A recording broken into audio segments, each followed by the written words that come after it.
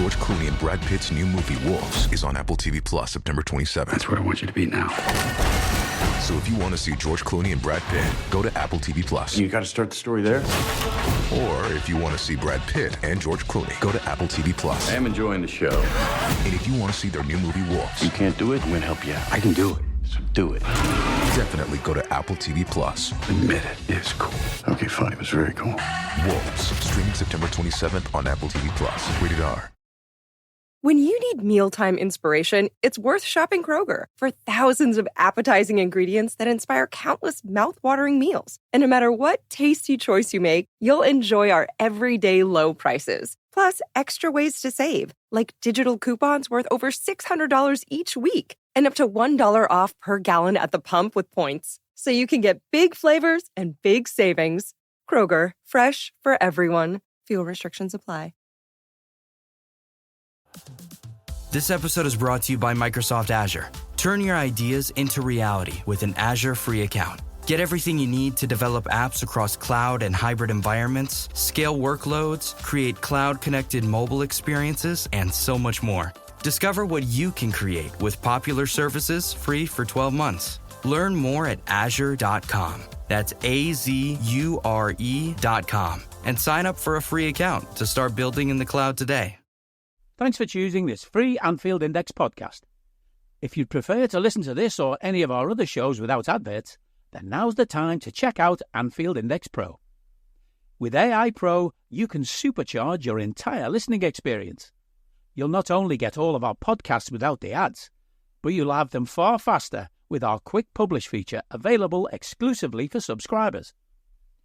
AI Pro also puts you in the heart of our sound studio, with an option to listen to many of our shows live and interact with the podcasters in real time as the shows are recording.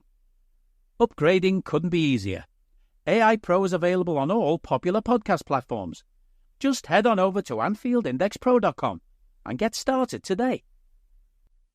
Hello and welcome to the Minefield podcast from Anfield Index Pro.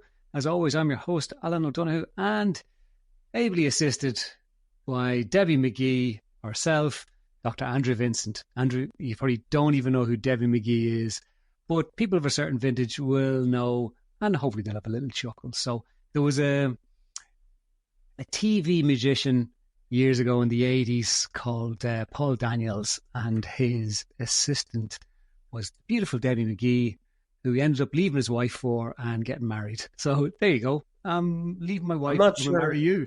I was going to say, Al, I'm not sure our story is going to unfold like that, but I guess you never know. I live in home. Yeah, I am happy to be the beautiful Debbie McGee for today. Then. Yeah, Paul Daniels was small, bald, and not that good looking. So it kind of works out. So we haven't had a conversation yet since the season started. So the last chat we had was all very much, okay, what can we expect and what are we hoping for from Arne? And, you know, for the most part, it's been 80% really, really good. Ish. Yeah, I think so. Thankfully, we're recording this following the AC Milan win, so we're back on track. But I suppose it's a very different, for me, there's a very different feel to Jurgen Klopp. There's a very different view of what way we're going to play, what way it's going to work. And I'm curious to see how things play out in terms of how he interacts with the players. And like, I suppose he is coming across more of a Rafa Benitez than a Jurgen Klopp, where it's, look, we're all getting paid a lot of money. We're all here to do a job. I'll be really nice to you. But if you don't get it, you're sitting on the bench or you're out the door. So I'll be curious to see what happens in the next couple of transfer windows. But from your perspective, what's your take on how Arne might be interacting with the players and trying to help them understand what he has to do? Because I have a couple of players I want to talk to you about as we go through this. Yeah. I think, some of my first observations, I tend to watch all of the press conferences. I'm not sure how long that will continue. in the Slot era, like the press conferences are a little less showtime than the Klopp era. And like you definitely recognize what we had with Klopp in some ways. It's like Klopp the man and Klopp the person. And like just someone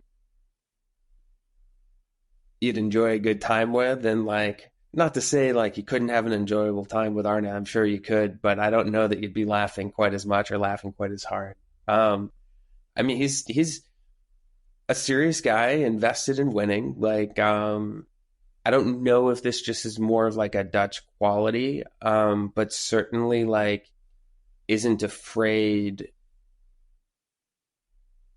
to be invested in like believing in himself and like trusting his opinion and being pretty strong in that. I think very little tolerance for what he perceives to be bad questions too, which at the end Jurgen had as well, but it's in a different way. Like the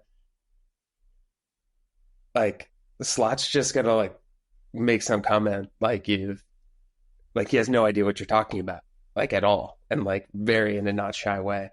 With where I kind of like project that out to his interactions with players is like I imagine they're kind enough, but like you said, like I don't know, they're there to do a job, and I wonder what his patience level is like. I imagine it's different with players than the press. Like you would imagine that he like probably sees training the players as his job. So that's kind of a leap. I would say the big thing is just how he's done playing time is going to be the biggest thing, because ultimately that's what speaks to players. And so, my experience has often been if you're in the lineup, you feel like you're doing something right. If you're not in the lineup, you're a little frustrated. You feel like you're doing something wrong or like you have something to fix. And so when a coach doesn't necessarily have like a response for you or a clear, here's what you need to do better, or here's what you're not doing well enough, then that can be a little bit complicated. And so you think about some of the people who really haven't played much of a role at all. I would be thinking of people like Curtis Jones, who was hurt for a little bit, but you might have expected him to come on for a little bit longer in the last two games when he was healthy. Obviously, Gakpo played well against Milan, but like hadn't featured heavily before that. Darwin Nunez would fit into this category. Tsimikas started the last game, but like Harvey would be in this category too if he hadn't just gotten hurt. Like you're looking at like a decent chunk of players who, when things rotate more, probably would have expected to play more. And so I think that becomes the thing. Like, how does this look projecting out? He didn't make as many changes for Milan as I thought he would, and he doesn't use the squad super heavily, it seems like. I'd be curious if you sort of believe the same or see the same. Yeah, I think for me, we need to see what the next 2 to 3 weeks holds, because he hasn't needed to change the squad. And, I suppose listening to Simon Brundish talking about, he would expect the team to be quite similar to start to build up that load for the main players. But I think for me, I was curious to see how would the other players react once they got into the team. So, like, Darwin Nunez is always going to be an exciting player to watch in ways because of the unpredictability. All right? He could be brilliant, but he could be absolutely frustrating. Whereas, like, the likes of Cody Gakpo is not as explosive, not as necessarily entertaining, but to me, I could imagine him taking direction very well and understanding and really figuring out, okay, this is what the coach is asking me to do, so I'll work on doing it. And I was looking forward to seeing how he played last night, and I thought he was excellent. Or not last night, on Tuesday night. I thought he was excellent. I thought we saw a lot more bravery than normal, or than I would have seen in the past. I think we saw a bit more of his form from the Euros kind of come into this game. Not that he was, messy or anything, but he was definitely a better version of Cody Gakpo than I've seen. So I'm wondering, if he's able to take that instruction. Whereas when I look at Darwin Nunez coming on, again, for example, he looks a bit lost. He looks like, to me, he looks like someone who's been given loads of instruction and he's having to think too much. Or maybe not loads of instruction, but he's been given instruction. And it's almost hindered him because he's getting the ball and he's having to think for that second, what do I do? What's my job in the team? Rather than, I'm just going to fucking do what I think, or I'm just not going to think, I'm just going to do, which maybe he had before. And that's where the excitement lies, but maybe not in terms of team structure, is not necessarily what Slot is looking for. And I think I'm curious to see how he does from the start. And I'm hoping he gets a start against Bournemouth. Can you think of a single thing Nunez has done right since the start of the Slot era? No. I don't think I can either.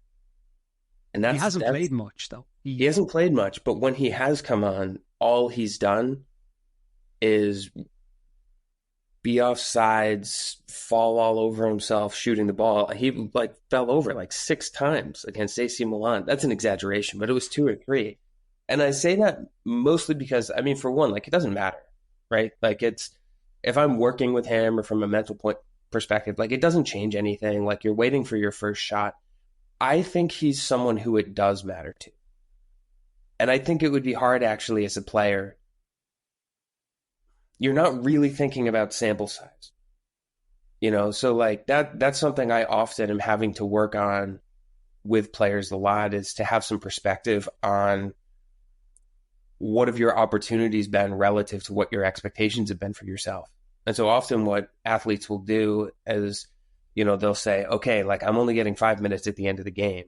I really need to show in those 5 minutes what I can do, which, especially in a sport like soccer, 5 minutes isn't enough time to make an impact. Maybe something comes your way and maybe it doesn't. The problem is that 5 minutes goes by or that 10 minutes goes by, and now that player can feel like, oh, I didn't do what I needed to do. Or if I made a couple mistakes, now I look awful, and that's it. That's my chance. It's over. And maybe not it's over, but they'll get really down on themselves from there. And so, Nunez has been someone who has had periods where he struggles with confidence. When he struggles with confidence, I think it's pretty visible in his game. To me, I think it's pretty visible in his game right now. So I think you're right. I'd love to see him start against Bournemouth and get a full 90 minutes, and really, hopefully have some time to make some good things happen and build off of some good moments. But I 100% agree, whether it's the instruction, whether it's a lack of any sort of real rhythm, or whether it's being low on confidence, or all three. Things have not looked great from him. No. And if you think about, he's come off a Copa America. I didn't watch it, but I believe he did pretty well. He did, but he did also throw a chair at the Colombian fans. So that was cool. Yeah. Yeah, I was going to say, climbing into the fans and getting into fist fights. On a human level, I can completely understand why he did it. His family were there, they were feeling under threat. But that's going to come into play. I could imagine he feels all the love, and he feels, like he's a superstar when he goes back to play for Colombia, because he is. He's really high profile. He's the heir to Luis Suarez as far as they're concerned. Or sorry, to Luis, not Colombia, Uruguay. He's the heir to the throne, and they love that chaotic kind of energy that he brings. It's very easy to love him when he's going well.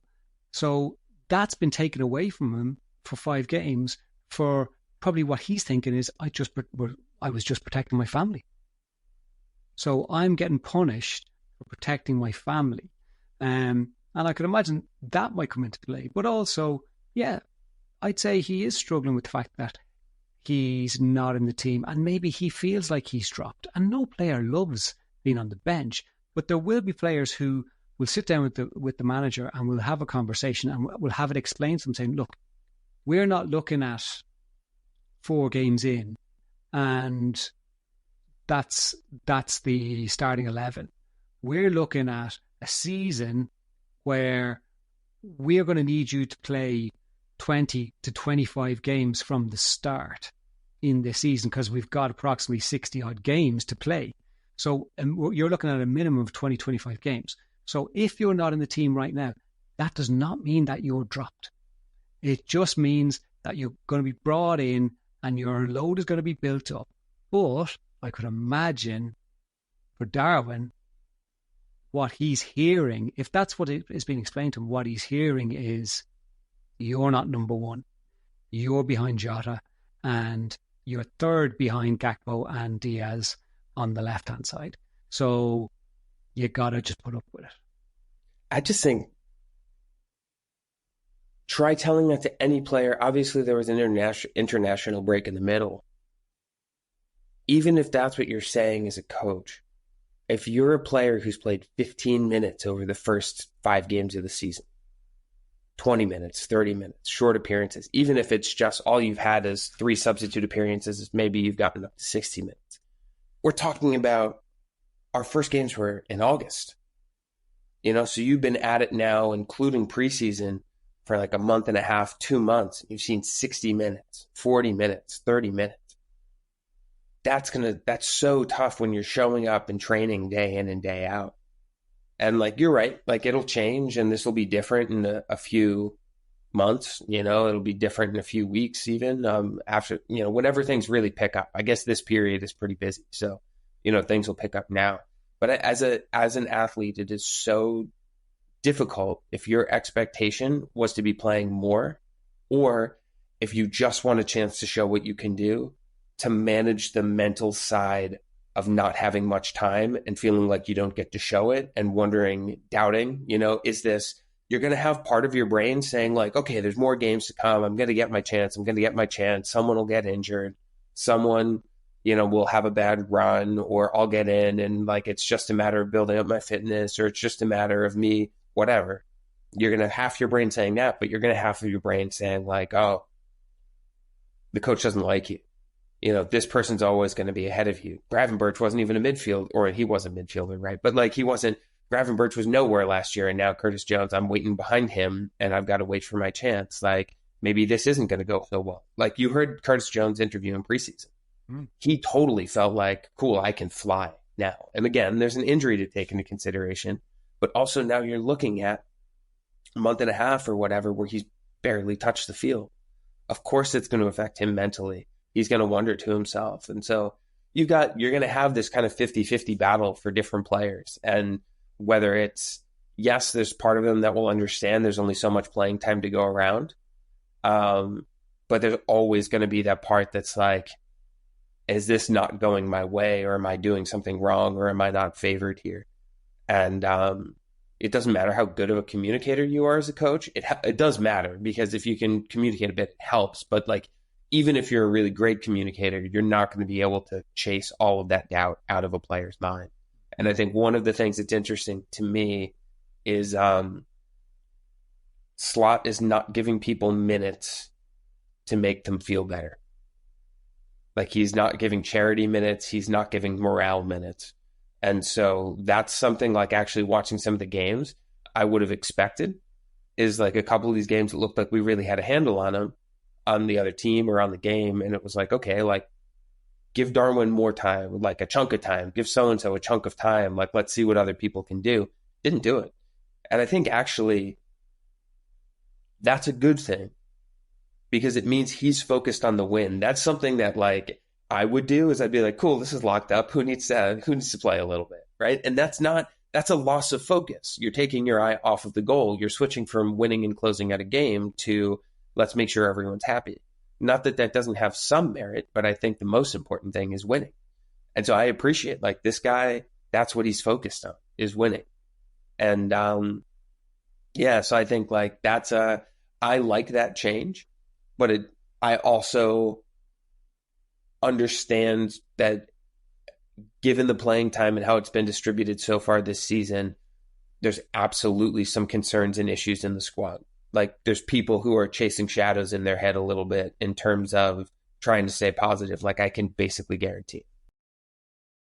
When you need mealtime inspiration, it's worth shopping Kroger for thousands of appetizing ingredients that inspire countless mouthwatering meals. And no matter what tasty choice you make, you'll enjoy our everyday low prices. Plus, extra ways to save, like digital coupons worth over $600 each week and up to $1 off per gallon at the pump with points. So you can get big flavors and big savings. Kroger, fresh for everyone. Fuel restrictions apply. I don't need a VPN. I've got nothing to hide. Ha! This is what I used to tell myself before I hooked up with LibertyShield.com.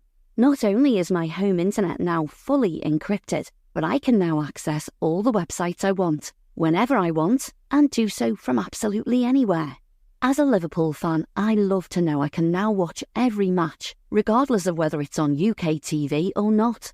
My Liberty Shield VPN makes sure nothing is blocked and guarantees me super fast streaming speed throughout that match. You can get connected right now with their software package, which includes a 48-hour no-obligation free trial and instant access to their apps for Apple, Android, Fire TV, PC, Mac and Android TV. Or go a step further like I have and get one of their pre-configured VPN routers. These small but powerful devices allow you to easily connect every device in your home to VPN, making it the perfect solution for smart TVs, Mac boxes, and games consoles. Visit LibertyShield.com today and use coupon code AIVPN25 to get 25% off at checkout. Yeah, and I can understand that, but I suppose it can be like for Slot.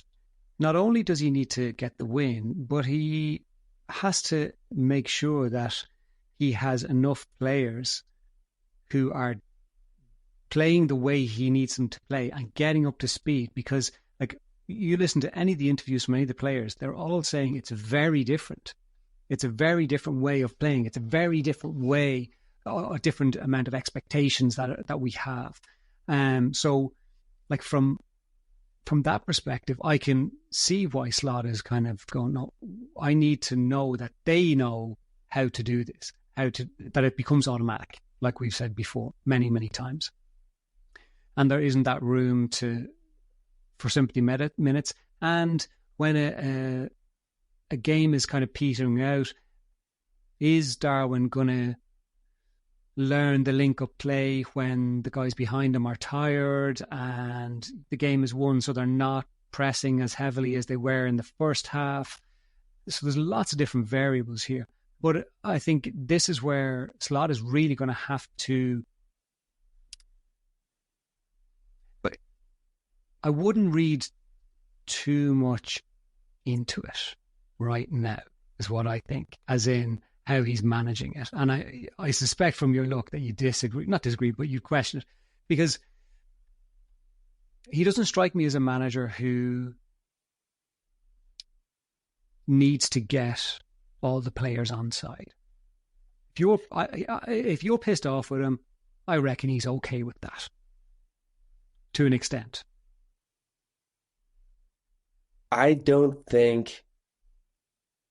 I think sitting here for you and I, it's really easy.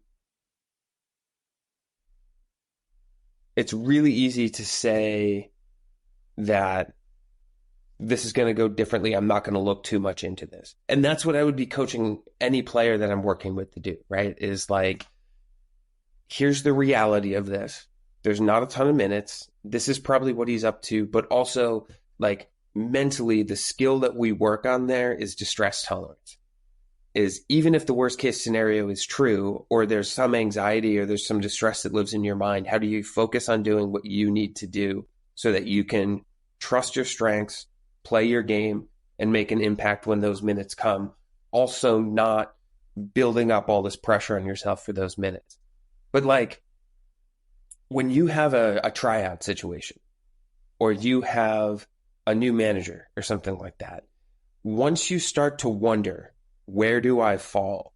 The amount of questions you can find yourself asking. I mean, you can be, if they split up the groups, here's the team with pennies, here's the team with no pennies.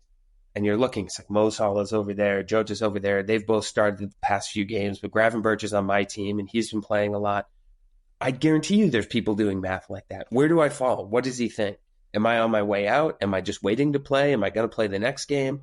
Like that, those question marks. And that's, having a really clear hierarchy of knowing. And we don't have enough time for that to be established. But like people can read into all of those things. Like which trainer works with you, or which physio works with you, or like who's like, people will start reading into those things too. And not as much as that, like that staff hasn't turned over, but this is all, people who I've worked with who have been in uncomfortable situations or tryouts or wondering where they are in the lineup or just doubting themselves at a certain time. Like there is no limit to what you can investigate and what you can read into. And so especially during this get to know you period, it's really strong. And so I agree, like you would have to slow that down, and like that's not the ideal. But like that's just what's going on in some people's heads there. But it's also just the reality. Like, so their perception is just their perception. So if I was working with somebody, I would be honing in on that. And going back to my old favorite, a thought is just a thought. It's just an energy pattern that doesn't mean it's true. Doesn't mean it's false either, but it doesn't mean it's true. And I think I would hope that they have professionals available to them as good as yourself, Andrew, who could support them to manage their expectations. But the other thing to remember is like these athletes are some of the most resilient athletes you will ever come across, because you don't get to the top easily. You don't get to be playing for Liverpool easily. You will have had lots of challenges. You will have had to work harder than everyone else. And like, so parents always talk to me about, how do I build resilience in my kids? How do I build resilience? How do we build resilience? As if it's a pill you can take. Well, resilience is knowing you can pick yourself up when you've been knocked down. And that's not nice. That's uncomfortable. That feels shit. So when you're in it, nobody sits back and goes, oh, it's grand. I'm building my resilience. That's going to stand me in good stead for the rest of my life. All you're doing is you're reacting to the emotion of the situation in front of you. So I would hope that there are professionals there going, look, here's all the evidence to prove your resilience. This is just another one of those challenges that you have to look at, well, what's in your control and what's outside of your control, and you can't pick yourself. You can work as hard as you want in training, you still can't pick yourself. You might get in, you might not get in, but what do you do within your own mental capacity to manage the stress, like you're saying, the distress management? Manage that stress around not putting yourself under so much pressure to prove a point, and trust that what he might have said to you in your first meeting, going, look, there's going to be enough minutes for everybody. Like, and I'm assuming some sort of conversation like that happened with probably every single player in the first team squad. Maybe the likes of Tyler Morton might, but he might have got told there'll be minutes, so, here and there for you. But everyone else would probably have been told there's going to be enough minutes going around. So all you can do is trust that initially until, the proof is there that it's not happening. So in January, you've played 2 matches worth of minutes. Well, then, yes, okay. What he said may not be what it's actually playing out. And there could be so many different factors coming in. But these guys, they know the work that they've done to get to where they are. And I think in moments like this, they have to lean into that. And hopefully there's a support there for them to do that. I think as a best case scenario, everything you had said is 100% true, right? Like everything that you're would encourage that player to work on, to pay attention to, how to lean into their own resilience, or at least to recognize like this is a difficult moment, but also, you've overcome difficult moments before. And a thought is just a thought, and a feeling is just a feeling, and continue to focus on what you need to focus on and move forward. And I'm not saying that this will tank anybody. And it could also be, by the time we get to the next international break, so many games have been played that everyone has gotten their playing time. It totally changes the story, and people have had more minutes, which just allows people to feel more settled in. Completely possible. And this period will have still been a struggle for a chunk of the team who were expecting to play more than they have so far, or the players who thought this was their fresh start and have found themselves exactly where they were previously, more or less. It'll be hard for some of those players to have not gotten the time. And so hopefully, there's some people kicking around who can help them out.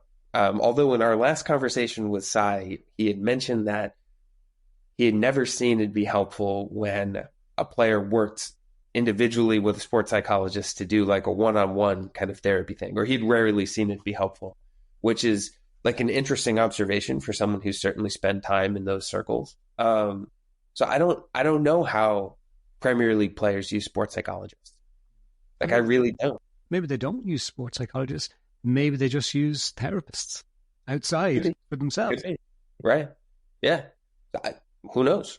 Who knows what resources they particularly use, or, what kind of people they have in their corner. But it certainly is the kind of place where getting someone through this first period of 6 months where their expectations weren't met, and now they have this question of why did this happen? And, you can focus on, here's maybe the reality, but there's always just these doubts. And I think as much as, it's easy sometimes from our side of the room or our side of the conversation to say, hey, a thought's just a thought, don't worry about it. And it's like, it's a totally different thing if that thought is, well, what if Slot doesn't think I'm any good? What if he doesn't like me? What if I don't get playing time? What's my next move going to be? What if no one bids for me? What am I going to have to play in the championship, or I'm going to have to go over and play in the MLS since I'm Curtis Jones, I'm 22 years old or whatever, and already I'm going to go have to play for New York Red Bull or something like that, call it a career. And no, of course that's not the reality, but of course people's heads go there, not necessarily to New York, and that's certainly nothing against New York Red Bull. But, I think it's complicated, and that's all I want to say about it. I don't mean to because you're absolutely right with how to work with that player, and that they'll be mentally stronger than that, and they'll have each other for support too, and be around, and just there are more games coming, they'll get more playing time. That's really what's going to talk, though, in my experience. And I think probably Jurgen had a way of keeping the personal relationships. This is where that matters a lot, is if you can have a really good personal relationship with someone who's not playing, where they still feel the interpersonal connection with you, that's going to carry them through some of those difficult times. They'll feel trust, they'll feel respect, they'll know you have their best interests at heart to a certain extent, right? You've got to do your job, but also you care. I wonder if Slot communicates that in the same way. It is able to communicate that in the same way. I could be completely wrong, but he doesn't come across as that type of coach necessarily. And as we always say, we're just speculating here on what we see and interpretations, and that's just interpretations. We could be completely wrong, but he doesn't come across. And I think, with any person that I ever work with, the first thing is acknowledgement. Human beings need acknowledgement. They need to be seen. They need to know that people see them. And I think with Jurgen, that was a skill that was innate to him. I don't necessarily think he sat down and went, right, I gotta, figure out how I can, get players on side and understand them more and really see the person. He, like we've said from day one when he came in, he just exudes this person first, sport second type attitude. I don't think Slot is sport first, person way down here. I don't think that's the way he is either. Or like he's an up and coming manager. He's young. He knows that the Alex Ferguson way of working doesn't work anymore. It doesn't hold weight. It doesn't. You wouldn't get away with it. So I'd say he does have that interpersonal thing. But where I could see the difference is I could see Klopp seeing the impact of somebody not playing and him going up and addressing it. Whereas with Slot, I wonder if Slot waits for Darwin to come to him and go, what's the story? I'm just really frustrated. And then he'll go, come here, Darwin, let's sit down. Look, let's play the games. You're going to be starting against Bournemouth this weekend. You know, let's just fucking relax. You know, I could imagine that might be how he operates. And that can work, but the acknowledgement doesn't come from the person who needs it. Sorry, the acknowledgement doesn't come to the person who's looking for the acknowledgement. They have to go looking for it. And when they have to go looking for it, it can come across as a bit less genuine. Mm-hmm. So a kid who, you know, comes up and your little man comes up to you and says, Dad, you know, can you come and play with me? And you're in the middle of cooking the dinner and it's getting close to like burning over. And you're like, yeah. What does he want to show me? What is it? Yeah. I'm paying attention. And you're not paying attention. And then he disappears and you hear the crash from the sitting room and the TV is on the floor in smithereens. And he's like, oh, I just bumped into it. But what's actually happened? Well, when your child has approached you looking for attention, you don't give it to him. But when something negative happens, you stop everything and you give that attention. And negative attention is better than no attention. So for those players who maybe are getting no attention right now, this is where the balance comes for Slot. Because, well, either Mario Balotelli, perfect example, right? I know, but he was clearly a player who went, right, if you're going to drop me, I'm going to go and do the complete opposite of what you want me to do. And I'll go out and I'll kick the shit out of somebody and I'll get sent off. Steven Gerrard, when he was subbed, he was a sub for, was it against Man U? At Anfield, he was a sub under maybe Hodgson or anyway. 2 red cards or the 2 yellow cards and like. Just came straight out. No, I think it was a straight red, wasn't it? Just straight out half time. It's 2 yellow. I thought 2 yellows. Maybe it was. You might be right. I think it was a straight red. And it's just like, fuck you, because the negative attention is better than no attention. I'm going to make sure he knows I'm pissed off. So I hope Slot can balance that as best as possible, because what we don't need is a Darwin who is very popular among the fans. He strikes me as someone who's pretty popular among the players, starts the negative interactions or disruptive behavior to get noticed. Yeah, that's true. And, you know, hopefully this is where that long-term no dickheads policy comes in, is like we've kind of pre-selected for players who just dispositionally like aren't quite like that. But yeah, you know, I wonder about what some of that looks like and what's, you know, the skill set that you've named there for a manager of being able to build a personal connection, of being able to recognize, you know, who might be frustrated and maybe proactively address that in some sort of way. You know, it's that old adage that Si mentioned in our last podcast, but like kind of kicks around in different circles, which is like, no one cares what you know until they know that you care. You know, is that something that's there as a baseline? And I think when you're changing between people, obviously everyone's a bit different. And I think just like the way, you know, Klopp would demonstrate care is that, you know, he would go, you'd give these big hugs after the game and like probably like you could, a lot of laughing, a lot of very like proactive. I imagine like the way Slot shows care is just different. And like getting used to that would matter too. And it might be a bit more reserved. He's a bit more of a focused person. You know, he certainly seems like someone who can laugh and enjoy. And there's clips of him kind of joking around and stuff like that. So I'm sure he does it. but I'm sure it looks different. And, going from maybe someone who's very outward with some of that to someone who's a little bit more reserved with some of that could come with some challenges. But it'll be interesting to just see how does he do some of this. And it's, one of the things, he's interesting in his interactions with media around how he does praise for players and how he does criticism. Like, he's pretty comfortable with saying a good thing and a bad thing. And he's pretty focused on team performances. And so if the media comes out and say, hey, Gravenberch had a really good game, he'll be like, yep, but like that only happens because of a team performance. And so-and-so had a good game, yes, but that happens because of a team performance. And so, on the one hand, it's like, yeah, that's good to put the team first. And on the other hand, sometimes, individuals knowing they played really well matters. But maybe that's happening behind the scenes too. But I think the skill sets that you point out there to help people feel seen and important it'll be interesting to just kind of see how he does that. Because it's not with fun minutes and garbage time. It's not, which is good. That's not what that's for. I will rethink things if Darwin doesn't start against Bournemouth this weekend.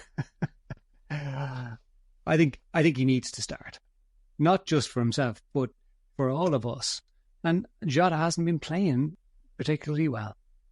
Now, maybe as an attacker to us, he's not playing particularly well. Maybe he's doing exceptionally well as far as Slot is concerned in terms of the structural output of the team.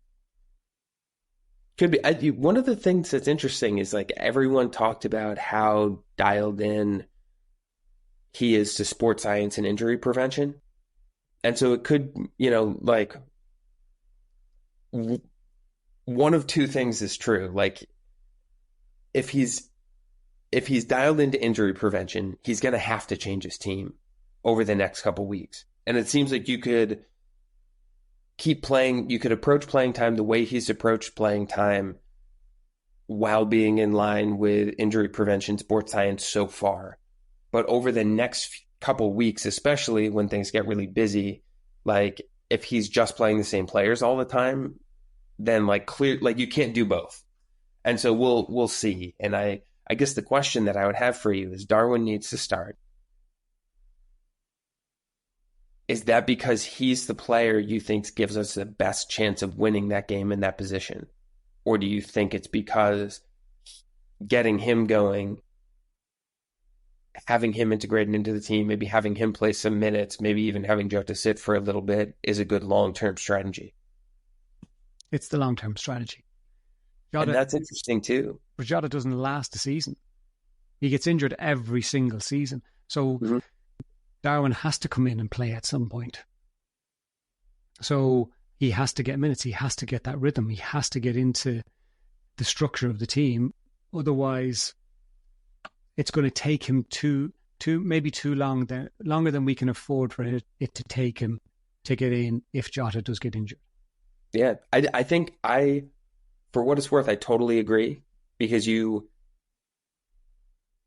don't want to find yourself in a position where all of a sudden you need a bunch of players who feel like they've been totally on the outs, like they need to prove themselves, like they're not sure how good they are, they don't really know where they fit in, and they haven't played that much. And so you don't want that situation to pop up. But also, starting Darwin this weekend, suddenly you're looking at a player who basically hasn't done a single thing right.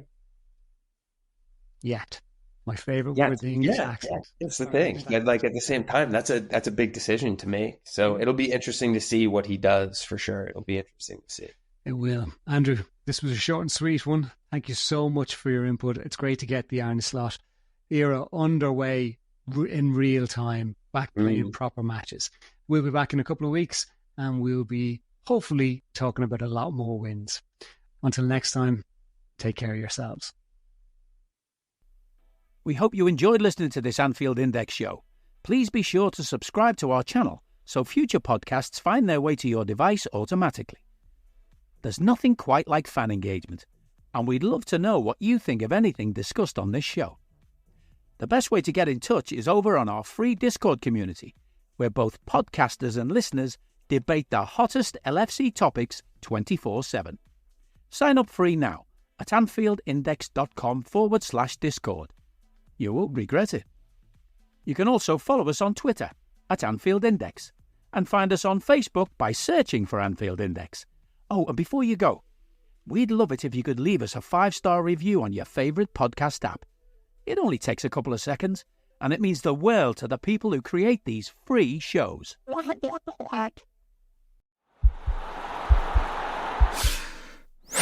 This podcast is part of the Sports Social Podcast Network.